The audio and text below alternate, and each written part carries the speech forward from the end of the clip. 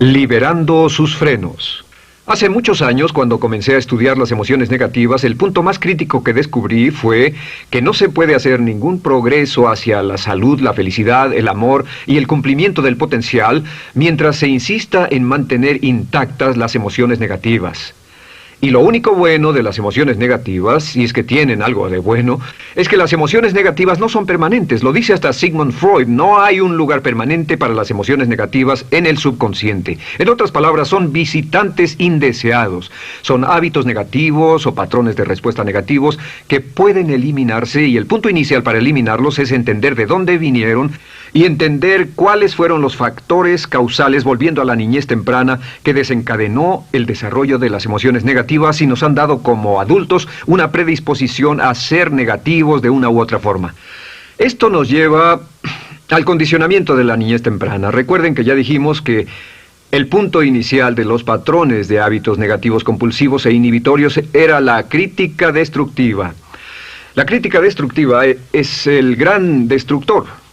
La crítica destructiva destruye a las personas en su interior y las deja caminando en círculos por fuera. Muchas personalidades han sido minadas y destruidas, mucha autoestima ha sido puesta de lado como resultado de la crítica destructiva más que cualquier otra cosa que podamos imaginar. La crítica destructiva es el gran asesino. Ahora, ¿por qué es eso tan malo? Sabemos que los niños en sus primeros años y al ir creciendo tienen una necesidad tremenda de amor y aprobación de sus padres. De hecho, muchos psiquiatras y psicólogos han dicho que la razón número uno de la enfermedad mental en los adultos es el retiro de amor o el amor no expresado. Sabemos que cualquier persona con prestigio, una persona que es importante para un niño, tiene un impacto enorme en ese niño, y los niños hasta la edad de 6 años tienen muy poca habilidad para discriminar entre una crítica válida y una crítica inválida. Lo que esto significa es que todo lo que diga un padre o un pariente mayor o una persona mayor, cualquier cosa que diga una persona de prestigio o una persona importante para un niño es aceptada como cierta. Es aceptada como una representación válida de la realidad. Si una madre dice eres un niño malo, o si un papá dice eres flojo, si alguien dice no eres dependiente, o si alguien dice que somos estúpidos o tontos o feos, el niño no tiene capacidad alguna para discriminar entre lo válido y lo no válido. Ese niño acepta eso como una verdadera representación de la realidad. Va más allá de la mente consciente, va directamente al subconsciente y ahí se queda. Muchos de nosotros como adultos aún estamos viviendo en base a la información negativa que recibimos cuando éramos niños. Y después como adultos, ¿qué decimos? Pues decimos así es como soy, o siempre he sido así, o algunas personas dirán, pues es de familia, tu padre era así, los hijos son así, tu madre era así, etc. ¿De dónde viene? Nada de estas cosas es de familia. Por ejemplo, cuando estaba creciendo, mis padres habían sufrido la depresión y la depresión les produjo un impacto enorme.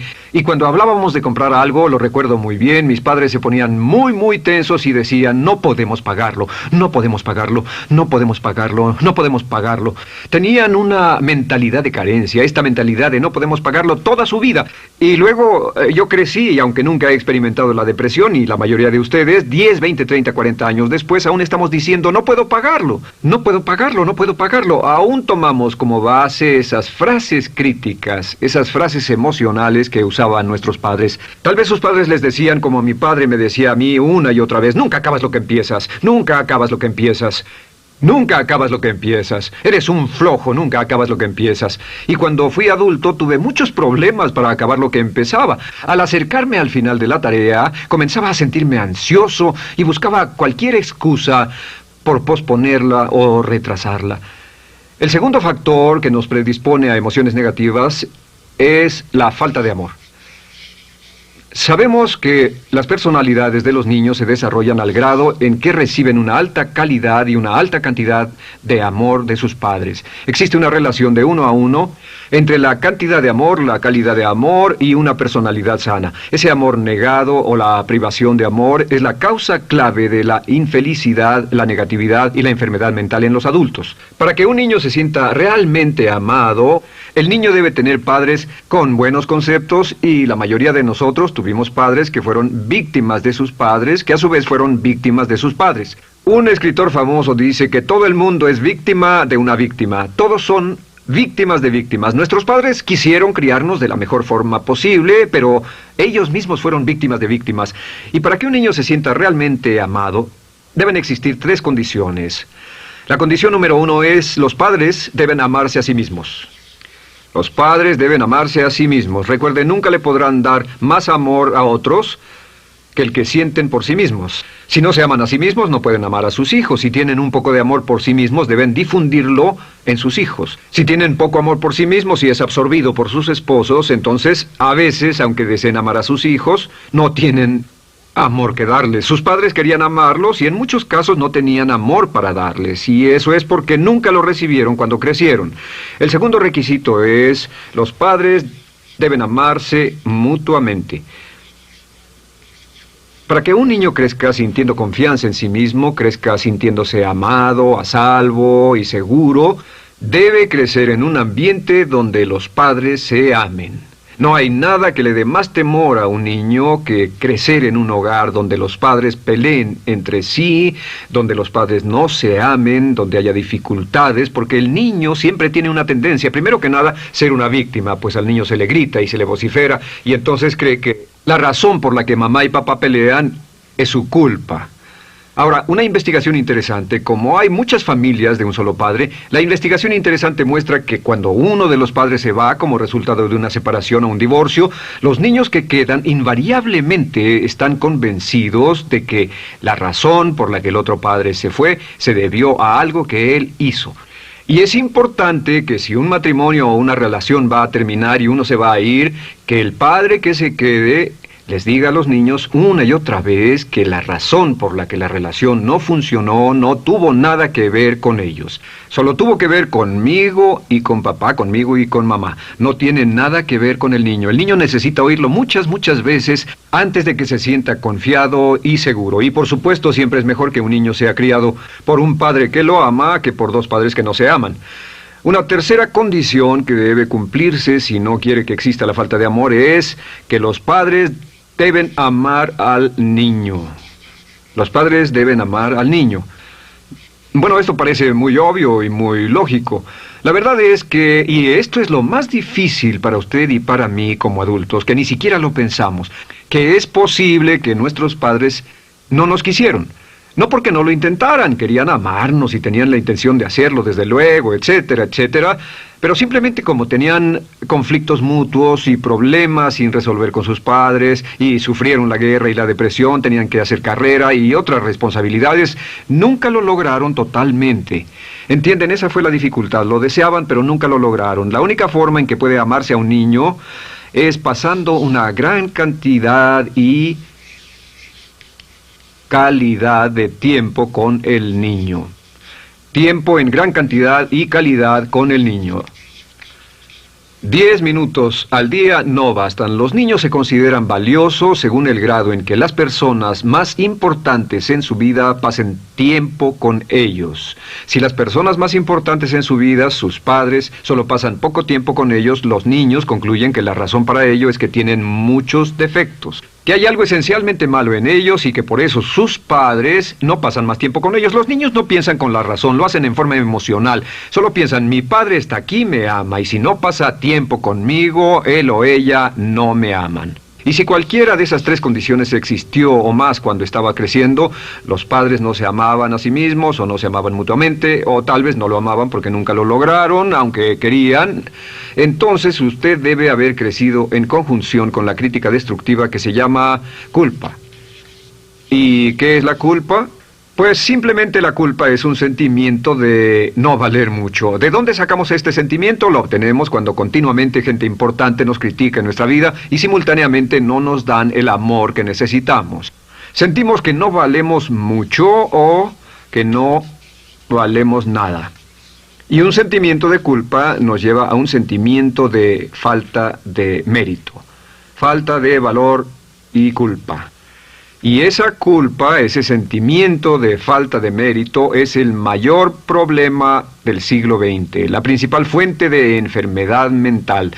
Es la fuente principal de los problemas en las relaciones, la fuente principal de enfermedad psicosomática, la fuente principal de la mayoría de los problemas que afectan a nuestra sociedad. Es el profundo sentimiento de culpa y falta de mérito que se expresa o se esconde en los pensamientos o en la actitud: no valgo suficiente, no valgo suficiente. No valgo suficiente. Ya hablamos de la autoestima y de lo importante que es. La autoestima significa me quiero mucho, me quiero mucho, me quiero mucho, me quiero mucho. Las personas que han sido criadas con críticas destructivas durante su vida no solo no se agradan a sí mismas, no sienten que sean lo bastante buenas para nadie, y en muchos casos están llenos de odio por sí mismos.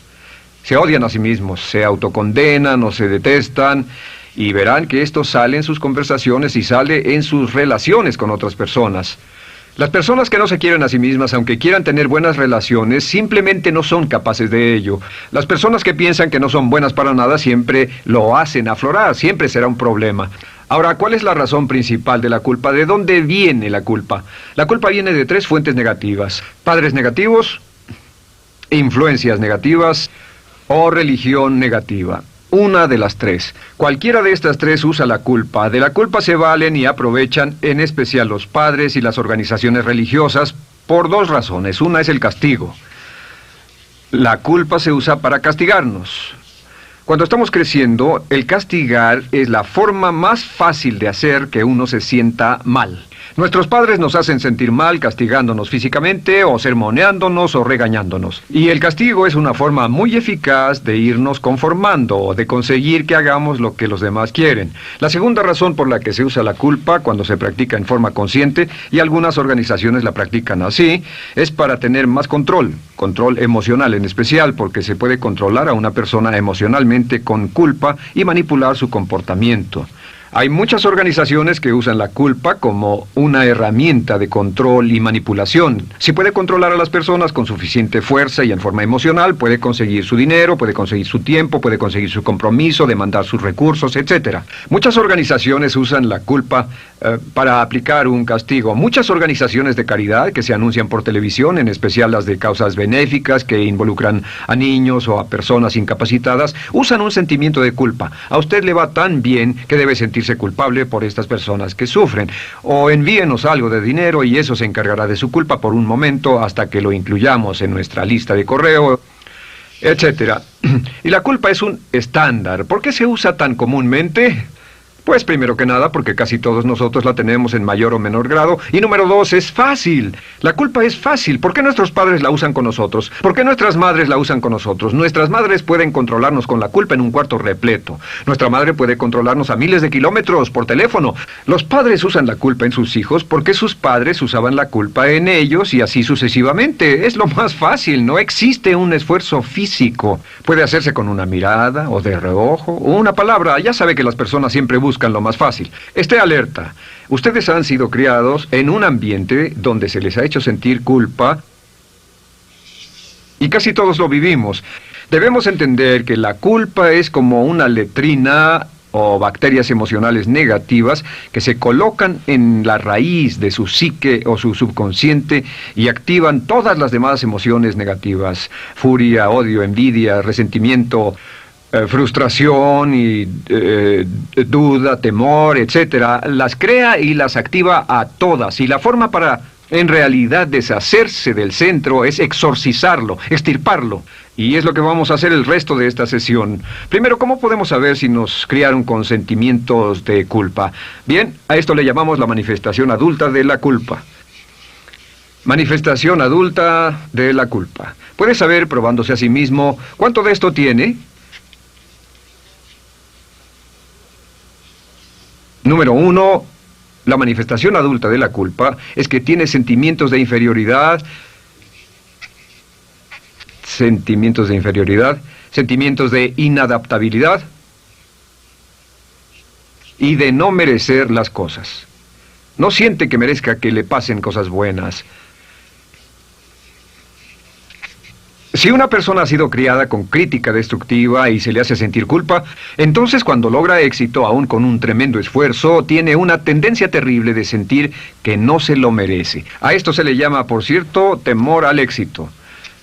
El temor al éxito es solo otra forma de decir que la persona que ha estado condicionada a pensar de sí misma como poco valiosa o no lo bastante buena, se siente muy incómoda cuando experimenta el éxito. Se siente muy tensa y a disgusto. Realmente si sienten demasiada tensión, comienzan a aspirar cocaína, a beber demasiado alcohol, se enredarán en comportamientos autodestructivos, tendrán una sensación tremenda de ansiedad, como si alguien fuera a descubrir algo de ellos. Hay un libro en la librería que dice, si me está yendo tan bien, ¿por qué me siento como un impostor? Tienen el llamado síndrome del impostor.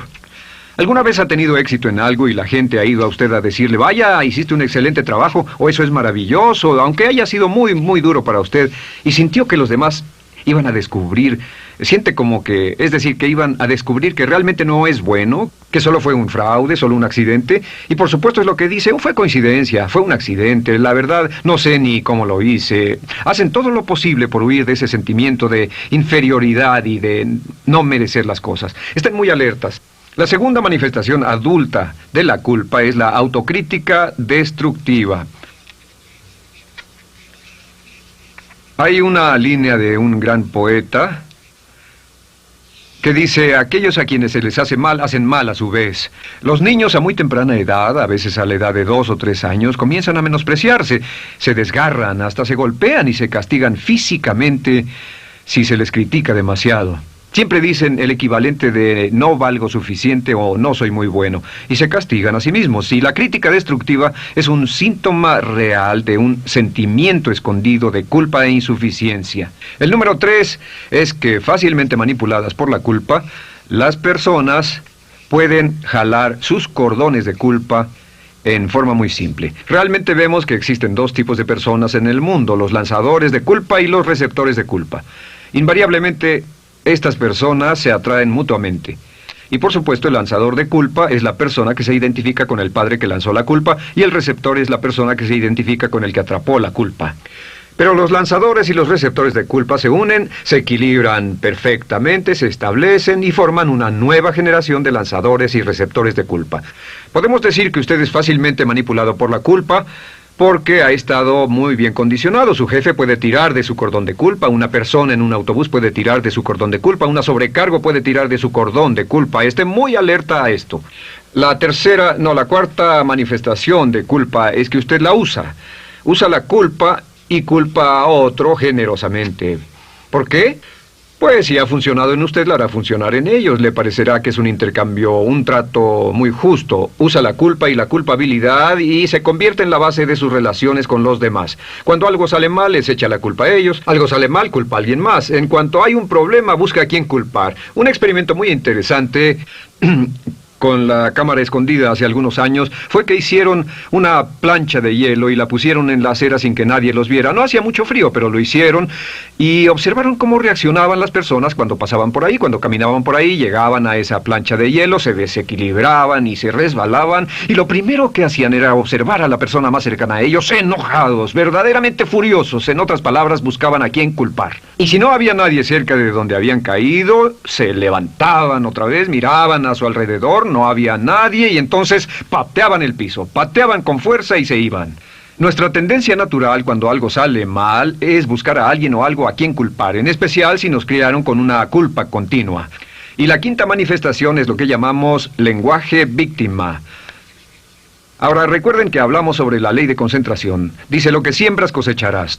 También dice, si usas lenguaje de víctima, mantienes viva la culpa, la refuerzas, la edificas, la cultivas, la utilizas. El lenguaje víctima es lenguaje como no puedo, no puedo, no puedo. Cuando dice no puedo, no puedo, no puedo, envía un mensaje a su mente subconsciente y la mente subconsciente comprende que está inhabilitado, que no tiene control, que es una víctima. Y cuando desea poder hacer algo, su mente subconsciente retroalimenta su mensaje y dice no puedes, no puedes. Y lo segundo que dice es tengo que, y otra vez no tengo control, no estoy a cargo. Pero existe otra expresión del lenguaje víctima que debemos evitar, y es esta, trataré. Trataré, sea lo que sea, trataré. ¿Qué significan las palabras trataré? Pues déjenme decirles qué significan. Significan voy a fracasar y lo digo anticipadamente para que no me vengan con represalias. En otras palabras, dice trataré de llegar a tiempo, pero lo que está diciendo es tal vez llegue tarde y no pueden reclamarme porque dije que trataría. Cuando una persona dice trataré, está disculpando su fracaso por anticipado. Si fuera al doctor y el doctor lo examinara, lo auscultara y le dijera, pues está en pésimas condiciones, tendremos que intervenir, debemos llevarlo al hospital ahora mismo, me sorprende que haya llegado aquí. Usted dirá, bueno doctor, espero que haga un buen trabajo. Y él dice, trataré. Si él dice eso, usted seguramente buscará otro médico. O si va a un abogado. Lo culpan de algo y va a un abogado y le presenta su caso y dice, oiga, va a defenderme y él dice, trataré.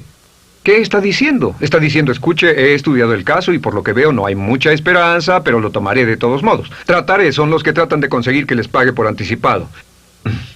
Otro juego de palabras que no debe usar. Por cierto, con respecto a trataré, lo que debe decir es lo haré o no lo haré. No trataré. Si alguna vez en nuestro negocio, tenemos un negocio muy activo, si llamamos a alguien y le pedimos alguna cosa o algún trabajo y dice trataré de conseguirlo para el viernes o trataré de terminarlo a tiempo, al instante sabemos que lo que quiere decir es que quiere sentirse libre, no comprometerse.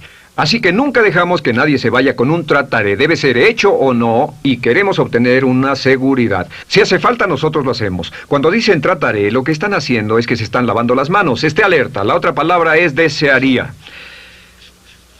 Dicen que un deseo es una esperanza o una meta sin energía detrás. Desearía. ¿Qué significa un deseo? Desearía significa que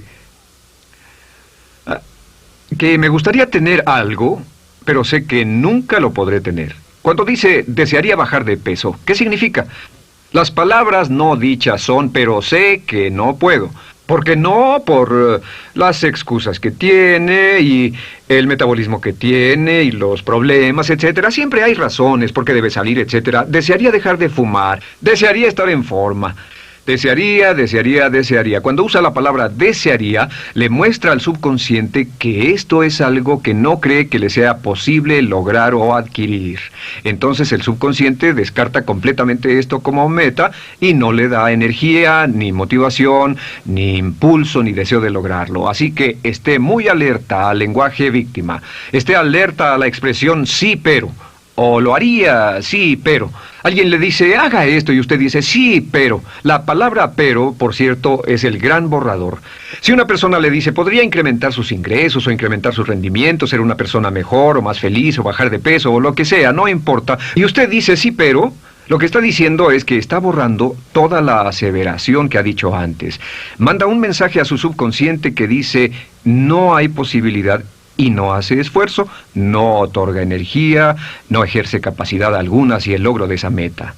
Y las personas que han sido criadas con culpa tienen 5 cualidades o 5 manifestaciones de adultos. Una es que se sienten inferiores, se sienten inadecuadas, sienten que no merecen que les pasen cosas buenas. Estén muy alertas a eso. El número 2... se autocompadecen continuamente, usan la autocrítica destructiva. El número 3, usan la culpa y la culpabilidad en ellos y en otros. El número 4, son manipuladas por la culpa. Y número 5, usan lenguaje víctima. Así que, ¿cómo nos deshacemos de la culpa? ¿No es sorprendente cómo se aclara esto? Este pizarrón, todo se borra. Tengo una varita mágica cuando me voy a sentar al escritorio. Entonces, ¿cómo nos deshacemos de la culpa? Para deshacerse de la culpa...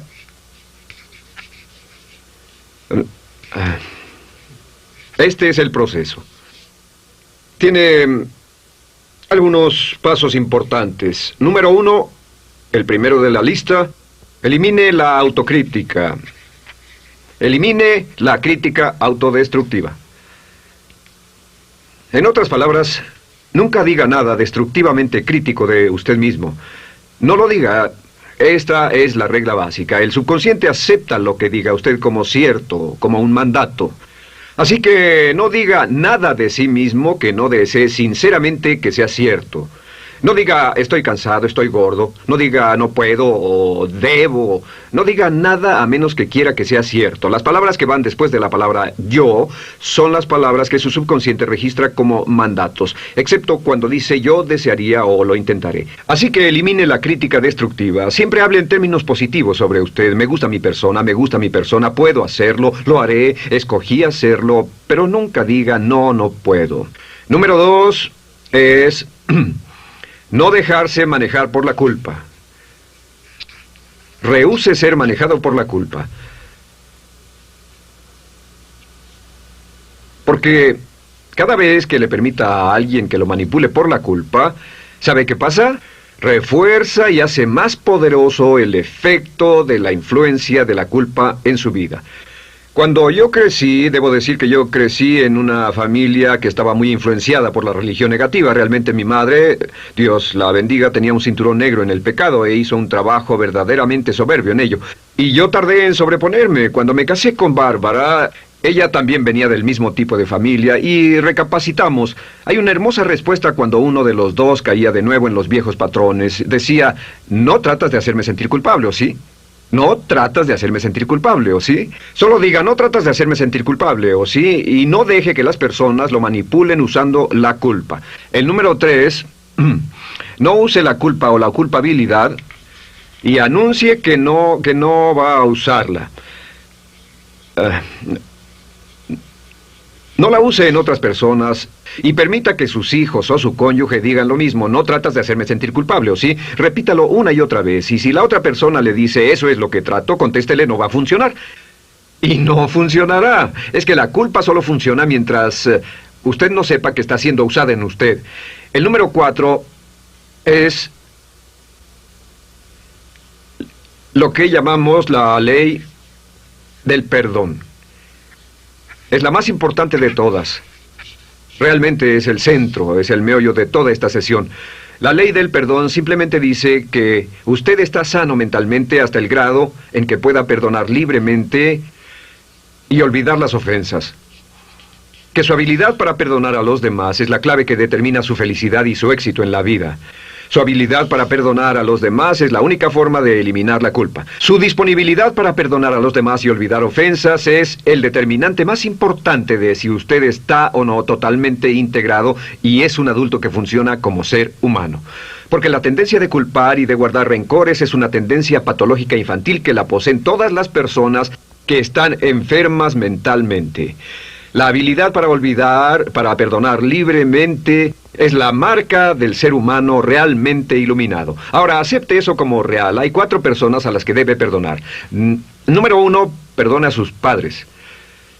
Perdone a sus padres por todo lo que le hayan hecho para herirlo. La mayoría de nuestras investigaciones muestran que casi todos nuestros problemas como adultos se remontan a no estar dispuestos o no poder perdonar a nuestros padres por algo que hicieron que nos hirió. Perdónelos un 100%, escríbales, llámeles por teléfono, dígales, o cuando menos perdónelos en su corazón, pero perdone a sus padres. Número 2, perdone a los otros. Perdone a todos los demás. Perdone a todos los que lo hayan herido de algún modo, por cualquier cosa, y déjelo así. Ahora, hay muchos que dicen no puedo perdonar a esa persona por lo terrible que me hizo. Pero recuerde esto, el perdón es perfectamente egoísta. El perdón no tiene nada que ver con la otra persona, solo tiene que ver con su paz mental y con su propia integridad mental. Número 3, perdónese a sí mismo.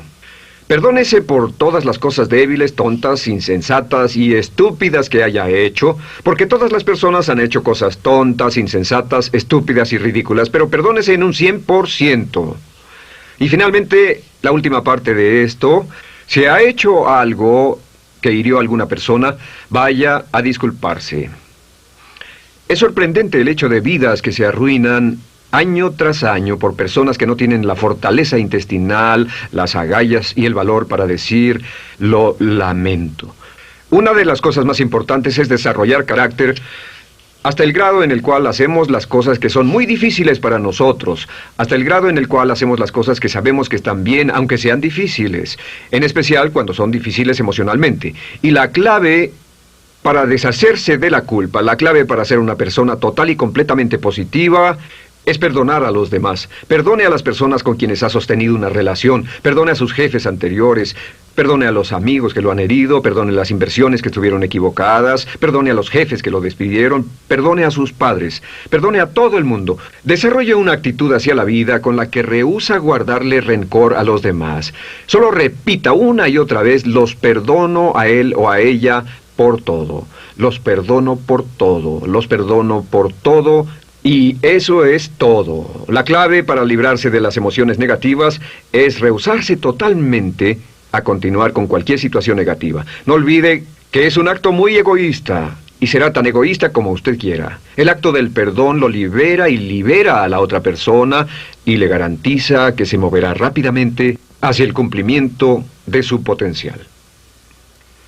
Para tener éxito, una mujer debe ser mejor en su trabajo que un hombre.